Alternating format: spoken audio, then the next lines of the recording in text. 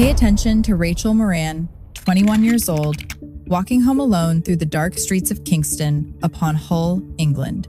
She has less than 15 minutes left to live. Because Michael Little, 23, a social outcast watching from his window, is about to follow her into the night. On this day, Rachel wanted only to check on her beloved kittens. On this day, Michael decided to take everything from her. This is the story of one New Year's Eve that destroyed a family forever. December 31st, 2002. Across the United Kingdom, people prepared to welcome the new year with champagne, fireworks, and hope. Rachel Moran was no different. The vibrant young woman with blonde hair, standing at an impressive 6 feet tall, headed out to celebrate at a local pub with friends and her brother John. She was close to her family, the baby of 4 siblings, and had planned to spend the night at her parents' house on Hall Road after the festivities. Rachel had one defining quality that everyone who knew her remembered. She saw the good in people. She worked at a creche caring for babies, a job she absolutely adored. Right now, she was planning her future, ready to return to college in the new year to study catering with dreams of becoming a chef. She had just moved in with her boyfriend Mark Shepard, less than a mile from her family's home, and they had recently gotten 2 kittens she doted on, Speedy Tomato and Batman. She had no idea that her love for those animals would lead her into a nightmare. Around 1 o'clock in the morning, Rachel and John returned to their parents' house. Their mother, Wanda, was still awake, reading. John went straight to bed, but Rachel stayed up with her mom. Wanda suggested Rachel call Mark to wish him a happy new year. Mark was supposed to be at the flat they shared, looking after the kittens. But when Rachel dialed the house phone, it rang endlessly. She tried his mobile. A mutual friend answered. Rachel could hear party noise in the background. Mark had been invited out and had gone, leaving the kittens alone. Rachel wasn't just disappointed. She was frustrated and worried about the animals. Then Mark's phone credit ran out. She couldn't reach him anymore. Wanda assumed her daughter was going to bed when Rachel disappeared upstairs. But minutes later, Rachel reappeared. She had changed her shoes. She was heading for the front door. "I'm going home to be with the kittens and make sure they're okay," Rachel told her mother. The weather outside was horrible, cold and wet. Wanda immediately grew concerned. It was New Year's Eve. Taxis were nearly impossible to find. She didn't want Rachel walking home alone in the dark. As mother and daughter stood outside talking, a man walked past them on the street. Wanda was so worried that she nearly called out to him, nearly asked him to walk with Rachel to keep her safe. But something stopped her. She chose not to. Despite her mother's protests, Rachel set off. The walk to her flat was less than a mile. Wanda called after her. "Ring me as soon as you get home." "I will," Rachel promised. 30 minutes passed. No call came. Wanda dialed Rachel's mobile repeatedly. No answer. The home phone also went unanswered. Maybe she had gone looking for Mark, Wanda thought. But the minutes turned to hours. 2 hours had now passed since Rachel left. Still no word. Exhausted and hoping everything would be fine in the morning, Wanda finally went to bed. When daylight broke, Wanda's phone rang. She ran downstairs, relief washing over her. But it wasn't Rachel. It was Vanda, Rachel's sister, calling to wish her mother a happy new year. Wanda told her husband Ray and son John what had happened. John tried calling Rachel's mobile. The calls wouldn't connect. Then he tried the house phone. There was a glimmer of hope. The line was engaged. Someone was using the phone. Wanda called back 5 minutes later. Mark answered. "Is Rachel there?" Wanda asked. "No, she's not here. She was staying with you last night, wasn't she?" Mark explained he had been out all night and returned to the flat around 7 that morning. The kittens hadn't been fed. There was nothing to suggest Rachel had been there at all. Wanda and John rushed to the flat. Mark was right. Rachel had never made it home. This was completely out of character. Wanda knew something was very wrong. Within hours, they were at the police station on Priory Road reporting Rachel as missing. Detective Superintendent Paul Davison took charge of the investigation. The first question was simple but crucial. Was this something Rachel would do? Had she disappeared before? The answer was no. Trevor Watts from Humberside Police said it immediately. Something was seriously wrong. And I said, your father will kill me if he knows I've let you walk home on your own. And I said, I can't even put you in the car because I've had a couple of drinks. She said, it doesn't matter because I'm all right. More than 40 officers joined the initial investigation. Wanda mentioned to police the man who had walked past them that night. And he was wearing a shirt in a similar colour to the blue one you're wearing today. Detectives needed to find him. They also needed to speak with Mark. I don't remember her talking to her either. You don't remember talking to her at all? She won't have none of it, so I ended up going to my friend's house and because she didn't want to come. I got a bit upset with her. There had been an argument between him and Rachel. Could he be involved? Mark's surveillance turned up nothing suspicious. His alibi checked out completely. He had nothing to do with Rachel's disappearance. This meant one terrifying thing. Rachel had potentially come to harm at the hands of a stranger. Her bank accounts showed no withdrawals. Her mobile phone had made no calls or texts. No clothes were missing from her flat. Police examined CCTV footage from the area. They found Rachel passing a place called Jackson's on Hall Road. The timestamp and direction gave them a specific area to focus their search. Police helicopters deployed. Dogs and their handlers combed the area. Officers on horseback joined the effort. The Humberside Police diving team was called in. The media coverage was intense. Rachel's family begged for any information about her whereabouts. Saturday, January 11th, 2003. Divers searched the Barmston Drain, a canal often used for dumping rubbish. They found something, a Nike trainer, similar to the one Rachel had changed into at her mother's house. The divers continued searching, removing rubbish layer by layer. The next day, the drain revealed more. A handbag inside a bin bag. Inside the handbag were a mobile phone and makeup. One item revealed the owner, an Irish passport belonging to Rachel Moran. The handbag and its contents had been deliberately hidden. This wasn't accidental. This was foul play. Police conducted a reconstruction of Rachel's last known movements. An officer who resembled Rachel wore the same outfit and walked the same route. Several people came forward, but New Year's Eve drinking had blurred their memories. The appeal did provide new CCTV footage from a local school. The quality was poor, but a figure appeared in the top left corner. Officers believed this was Rachel.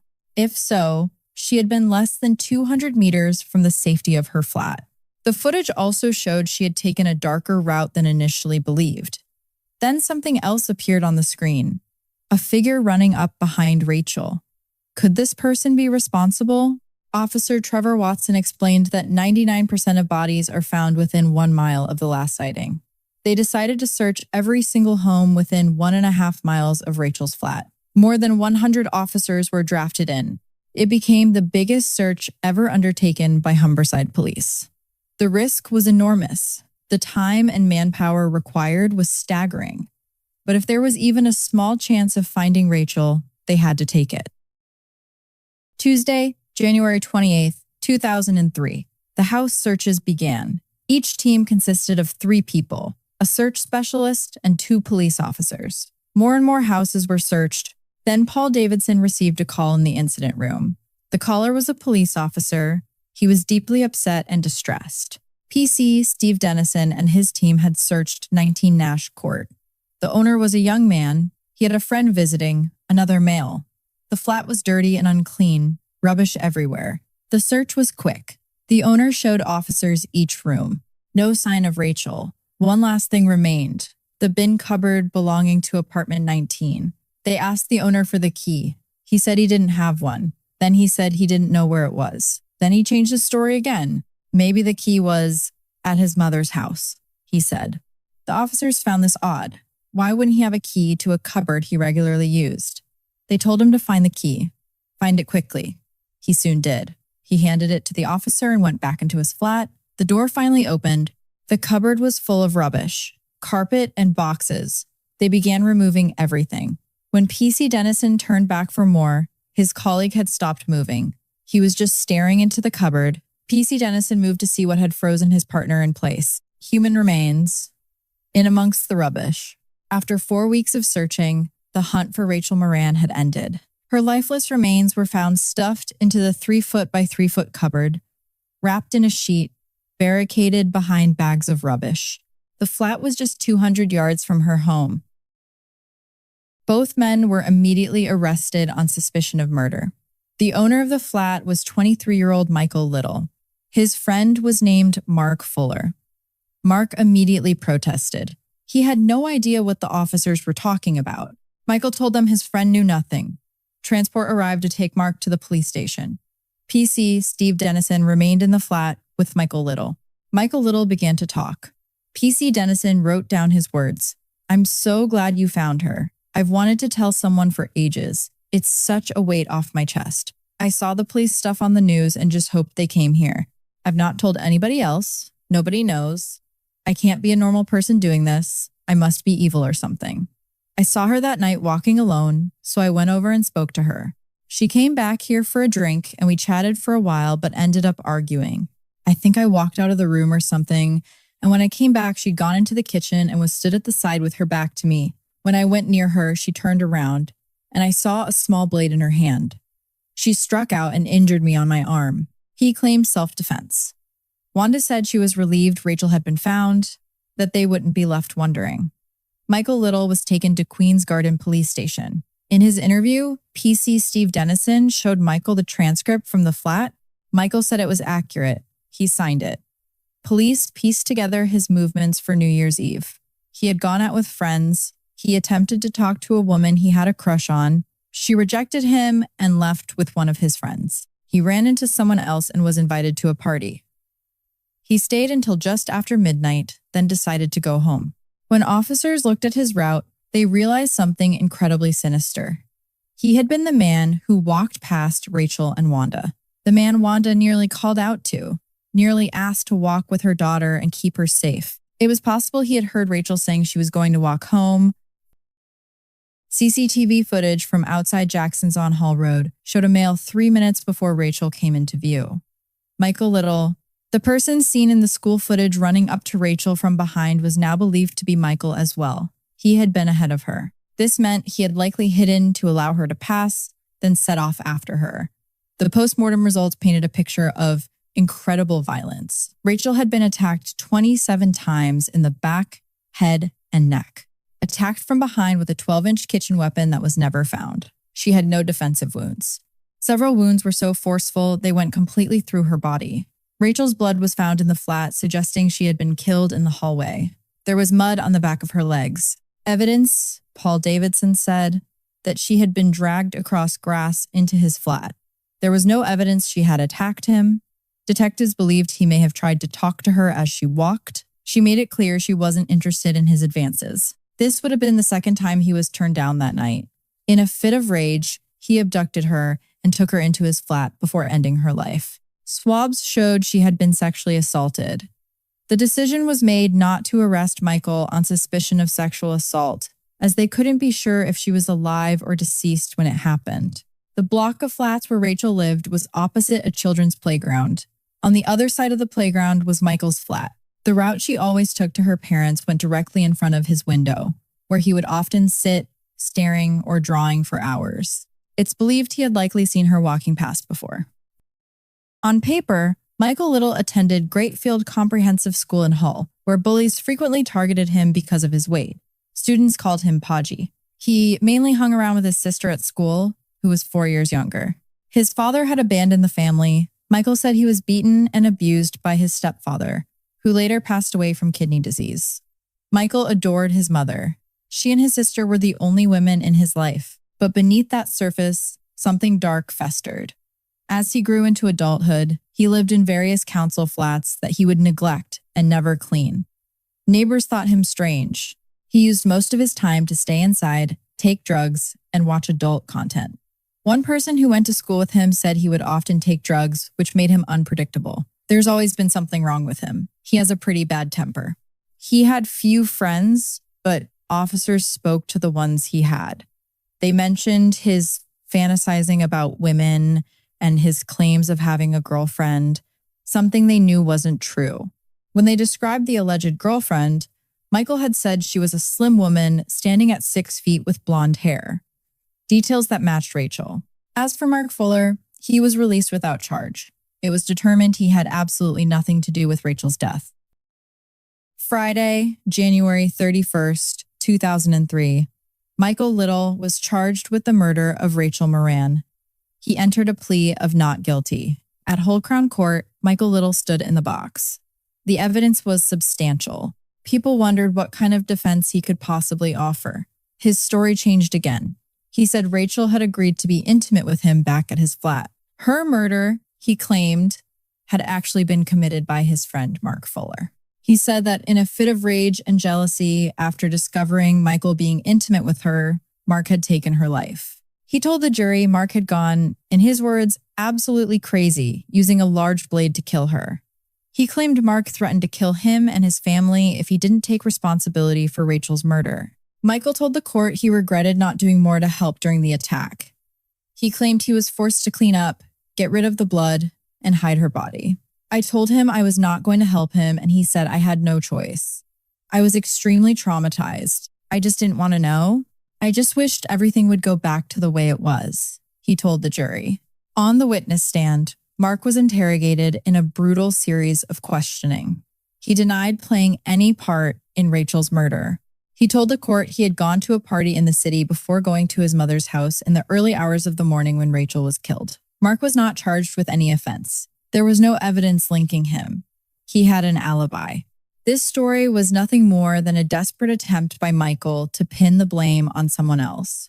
Prosecutor Jeffrey Marston QC called Michael's story a pack of lies and said it didn't stack up to the strong evidence presented. When the details of Rachel's injuries were read to the court, members of her family left the public gallery in tears. The prosecution presented everything. Michael making several excuses about the cupboard key, the CCTV, her handbag being disposed of, her blood in his flat, the lack of any injuries on Michael, the inconsistencies in his stories.